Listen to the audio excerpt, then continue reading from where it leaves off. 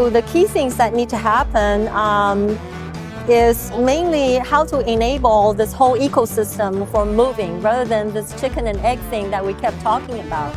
Because there are these new technologies in airplanes which need to be certified by some rule maker. Let's say that's done, but we still need to operate within this ecosystem, which includes the airports and the energy companies that provide these clean energies. And so a lot of these routes used to be the government subsidized routes because operating on those using turbine aircraft are just so inefficient. So now you have efficient aircraft, but that depends on the availability of the energy, which could be helped by the government for the infrastructure aspect and also for the route aspect, because a lot of these operators really don't have a lot of operating plans for these routes, and so they need some subsidies that could help. So that's one of the key aspects to enable this whole ecosystem for operating.